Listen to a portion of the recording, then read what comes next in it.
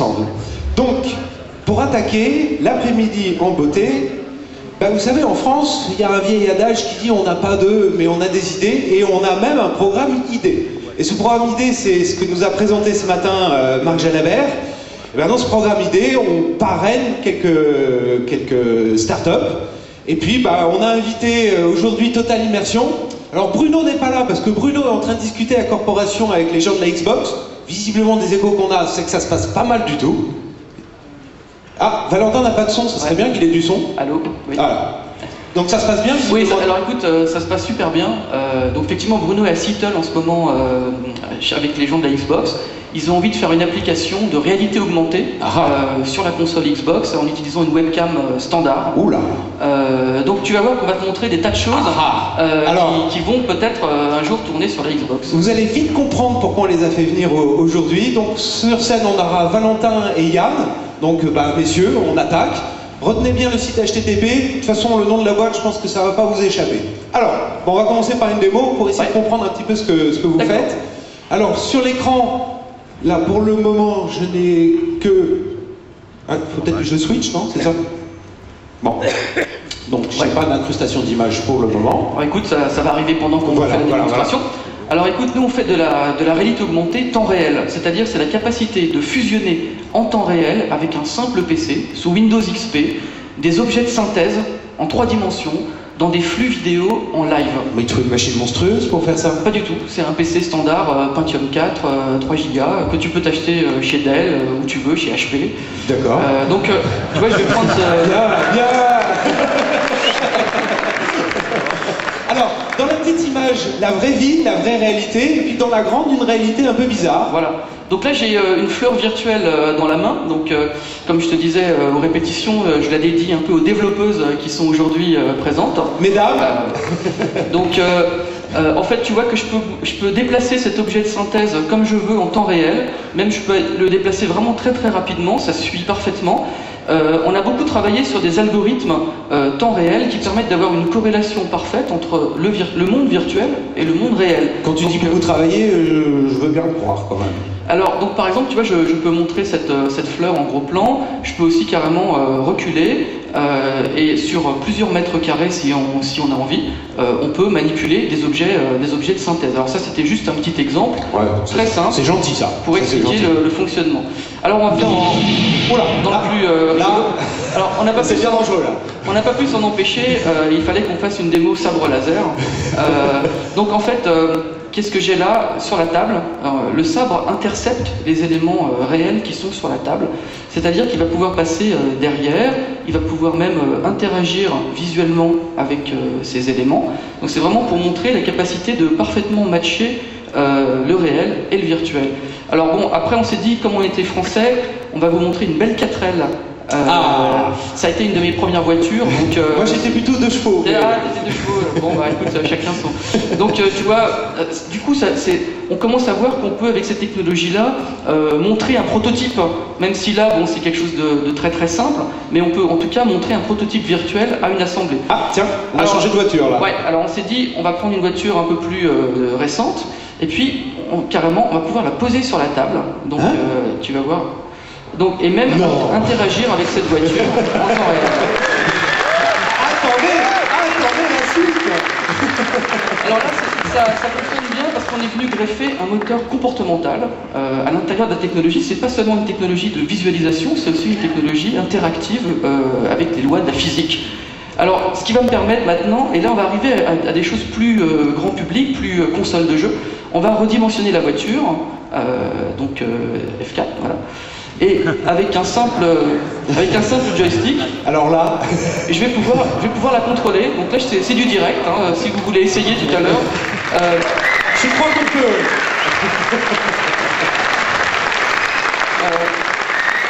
Donc là, vous allez voir que la voiture, par exemple, elle peut suivre des éléments du relief. Hein. C'est-à-dire que là, si je vais zoomer un petit peu plus, vous voyez que pendant que je zoome, la voiture reste parfaitement corrélée à la table. Alors ça encore, c'est pas évident techniquement. Il faut bien calibrer les focales de caméra en temps réel. Et donc une fois que le système fonctionne, je dirais presque un gamin chez lui avec sa webcam, il va pouvoir commencer à jouer interactivement avec des objets de synthèse. Donc là, vous allez voir que même visuellement, la voiture peut passer derrière des éléments. Donc là, elle disparaît derrière la voiture disparaît. Alors, on est même allé jusqu'à faire des reflets en temps réel. Alors ça, je t'ai pas montré ça pendant les... J'ai gardé ça sous le coude. D'accord, c'est la petite surprise de la surprise. Alors, on va zoomer un petit peu sur la voiture. Et là, tu vas voir ma main. Et tu vas voir en fait... Alors, si tu dézoomes un petit peu... Alors, est-ce que là, ça le fait ou pas? On voit des phénomènes d'ombre sur la voiture, ouais. Ah oui. Voilà. Donc là, quand c'est bien réglé, on va voir ma main visuellement se refléter sur la carrosserie en temps réel. Donc ça, c'est aussi parce que nos clients sont dans l'industrie. On a des clients dans le domaine du design, des clients automobiles notamment, qui ont besoin de voir les reflets réels sur un modèle 3D avant de réaliser la vraie voiture.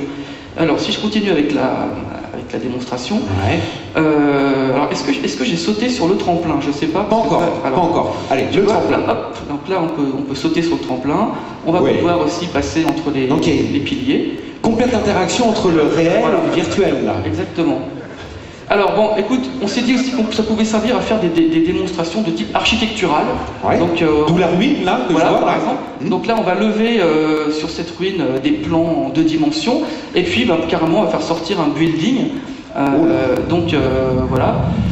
Donc on peut imaginer un peu tous les délires, tous les cahiers des charges sont comment. Donc ça, c'est le château tel qu'il était au XIIIe siècle. En fait. Voilà, exactement. Alors on a des demandes, notamment dans les parcs ou bien dans les monuments, des gens qui veulent des télescopes pour qu'on puisse voir justement ce qui se passait autrefois à travers un télescope et qu'on puisse donc ainsi se replonger dans le temps. Dans l'histoire, quoi. Voilà. Alors un peu plus guerrier, on va afficher un hélicoptère et des tanks. Alors on va commencer par l'hélico. Alors, écoute, le mieux c'est de faire... d'abord, avant le public, je voudrais te montrer, et ça on en discutera après, l'aspect Direct Show.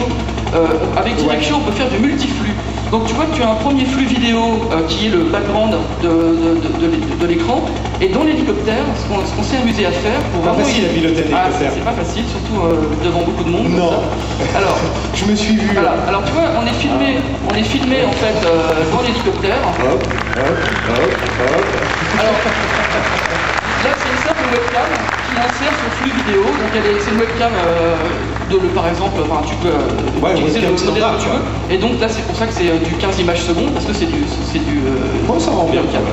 Alors moi je dis un petit survol de l'assistance. Ah oui. Alors juste avant le survol de l'assistance, on va te montrer quelques chars. On peut tirer aussi. Ah oui, là ça y est, c'est parti. Voilà. Alors pour ceux qui étaient là l'année dernière, on avait fait voler un ballon dirigeable, et là cette année on envoie un hélicoptère récupérer le dirigeable. Alors, vous pouvez lever les mains éventuellement pour essayer d'attraper l'hélicoptère. Voilà, non tu l'auras pas. Alors, je vais essayer d'atterrir sur Julien au premier rang. Julien qui parraine le programme ID. Oui, voilà. Alors ça c'est super, écoute vraiment le parrainage avec Microsoft ça nous aide énormément. Comme je te disais aujourd'hui à Seattle, mon associé est avec l'équipe de Xbox, et d'un point de vue technique et marketing, vraiment moi je ne peux que dire oui à ce genre de parrainage. C'est bon, vous pouvez lui préparer le chèque, c'est bon. Alors écoute, on passe à une autre démonstration. Oui. Alors pendant que Yann officie, moi j'ai quand même deux, trois petites questions. C'est développé avec quoi ça? Alors, c'est sous Windows XP, bien sûr, et ça utilise, comme je t'en ai un petit peu parlé, ça utilise 2 librairies vraiment qui sont très performantes sous Windows XP. D'abord, on a Direct Show pour l'acquisition et le grabbing de plein de flux vidéo simultanément. Aujourd'hui, on a des tas de clients qui veulent que dans la même machine, on puisse brancher plein de caméras. On sort des... Vous l'avez peut-être vu, on a fait les JO sur France Télévisions avec l'animateur qui manipulait des skieurs, etc. Et ils nous ont demandé en régie d'avoir plein de flux vidéo simultanément dans la même machine. Grâce à Direct Show, on a la capacité de gérer plein de cartes d'acquisition simultanément dans une seule machine. Ça, c'était très important. Et la partie, évidemment, rendue, c'est DirectX, qui d'ailleurs est très très bien couplé à Direct Show et nous a permis d'avoir une fluidité d'image. C'est multithreadé. On utilise Visual Studio 2003. Alors je sais que la version 2005 est pas. Il y a des optimes du compilateur qui devraient pouvoir t'intéresser. Écoute ça, il va falloir qu'on en discute. D'accord. On va en discuter. Et donc avec cette intégration Direct Show, DirectX, on a quelque chose qui est très important d'un point de vue performance. Le marché demande des millions de polygones, demande de la HD. Alors ça c'est très récent chez nous. Ça fait à peu près 2 mois qu'on est compatible avec les caméras HD. Là, mon associé est aux US en ce moment avec le système, donc je vous ai amené qu'une démonstration en basse définition. Là, tu nous expliques que c'est le mode dégradé, là. Ouais, c'est un petit peu ça. Mais bon, écoute, c'est déjà pas mal. Et en HD, ça permet de faire des choses extraordinaires, notamment le travail collaboratif sur grand écran pour les industriels, par exemple dans le domaine de la CAO, du design. Voilà. D'accord. Minority Report à nos portes. Voilà. Alors, écoute. Alors, est-ce que Yann aux manettes est prêt? Vas-y. Très bien. Donc maintenant, alors écoute, là c'est une grande première aussi. On vient de livrer pour le parc du Futuroscope. On vient de livrer des attractions qui nous ont été demandées. C'est basé sur une borne et les gens s'amusent avec un effet miroir à jouer avec de la réalité augmentée. Donc tu vas voir un peu ce que ça donne au niveau temps réel. Et encore une fois, la fiabilité de XP était importante. On a une attraction qui doit tourner 24 heures sur 24. Et il a fallu vraiment à quelque chose de robuste. Et là aussi, on a bien testé toutes ces librairies et on valide complètement l'utilisation en parc à thème. Bon. Alors, ça donne quoi? Alors, donc, il y a une première étape dans le Futuroscope où on apprend à manipuler des objets de synthèse. Donc, par exemple, là, j'ai une massue. Après, on va retrouver le sabre laser. Voilà. On va retrouver une petite voiture. Et puis, là, tu as un système solaire. Ça, c'est juste pour comprendre un petit peu. Ça, c'est juste pour la prochaine session qui parlera d'Atlas. Mais non, c'est et écoute, et maintenant, par exemple, on a un premier jeu.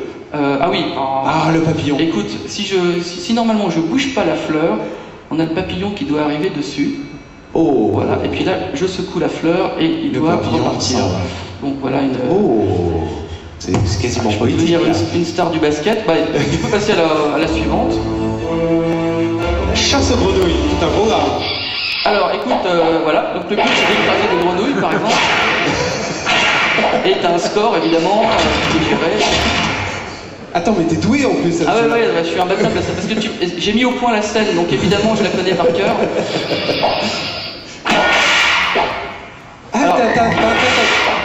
Alors d'ailleurs, tu vois, si tu les écrases pas, elles se mettent à danser. Tu peux leur clouer le bec après. On a fait ça aussi un peu pour les développeurs qui veulent écraser des bugs. Ah oui, tout à fait. Donc, si j'ai bien compris, il suffit d'un fichier .x. Si on fournit un fichier .x de notre patron, on peut faire ça. Exactement. Alors, comme on utilise DirectX, on a la norme .x, et après, on peut l'insérer dans la technologie. Ok. Bon, bah. Et écoute, donc pour cette démonstration-là, une dernière présentation, c'est la capacité de shooter. Tu vois que j'ai un pistolet virtuel dans la main. Oui, il est impressionnant ton pistolet là. Voilà. Ok. Et écoute, en dernier, est-ce qu'on a le temps pour faire du tracking de visage temps réel? On va le prendre, Alors là, par contre, il va nous falloir un cobaye, un volontaire. Vas-y, go. Bon, Eric. Allez, viens. Alors là, il faut que tu nous expliques que ce qu'on va voir, c'est une ActiveX, si j'ai bien compris. Alors, c'est un composant ActiveX, ça nous a été demandé par un autre client chez BMW, vous allez voir une application un peu fun, parce qu'on a voulu faire quelque chose d'assez marrant pour aujourd'hui, mais au départ, c'est pour faire du tracking de moteur, pour faire de la maintenance. En gros, on filme un moteur, et le soft va dire, voilà les endroits en 3D où il faut intervenir sur le moteur. Alors quand on est capable de faire ça, on sait aussi traquer un visage. Et quand on a rencontré notamment Marc Jalabert, on lui a parlé pour MSN, on lui a dit que ça serait vraiment extraordinaire de pouvoir, en cours de visioconférence, en utilisant des webcams, que les gens enrichissent leur visage avec des ajouts de synthèse. D'accord. Donc là, ce qu'on est en train de voir ici, c'est Eric est filmé donc en direct par la caméra. Et attends, mais ça nécessite des capteurs, des trucs... Non, pas du tout. Alors justement, c'est ça qui est intéressant. Nous, notre vision, c'est que la réalité augmentée doit de plus en plus utiliser l'information qui vient de la caméra pour faire du tracking, pour éviter d'utiliser des capteurs. Et ça, c'est grâce à ça qu'on va pouvoir avoir des applications multimédia sur console, parce que simplement, un utilisateur sur une console va pouvoir manipuler des choses en 3D. Alors ça, j'y tiens beaucoup, parce que dans le passé, il y a eu la Hi-Toy, c'était de la 2D. On montrait ses mains à la caméra, et puis on avait simplement le contour. Alors, donc voilà. Donc là, on est alors... Chasser le naturel et... Enfin bon. Donc une fois qu'on a initialisé le tracking, on a la capacité d'enrichir le visage. Alors il faut peut-être que Yann, que tu refasses une initialisation.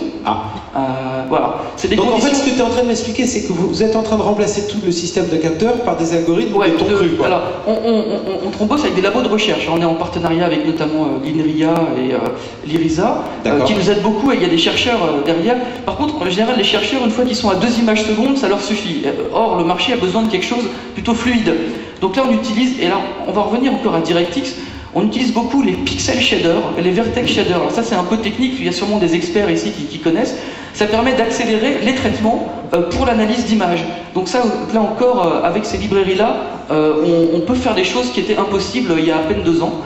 Et donc là, notamment le tracking que vous voyez ici utilise ces ressources via DirectX. D'accord, et c'est sur plusieurs axes. Ah oui, c'est sur 6 degrés de liberté, c'est-à-dire que Eric, il est capable de tourner la tête et il peut même avancer ou reculer par rapport à la caméra, et vous allez voir les enrichissements qui vont suivre en temps réel. Donc, alors tu imagines bien que si derrière le même composant compresse en temps réel, eh bien tu fais de la visioconférence augmentée avec des avatars, mais c'est un peu mieux que les avatars, parce que l'avatar c'est pas toi. Là, ce qui est intéressant, c'est que tu enrichis ton propre visage avec des objets de synthèse. J'imagine les prochaines conf calls qu'on va faire entre les US et nous, ça va être fun. Voilà, exactement, donc on va s'y mettre très vite. Ok. Bah, je pense qu'on va arrêter là la démo parce qu'on est dans le temps. Donc, super. Bah, merci à Valentin. Merci à Yann.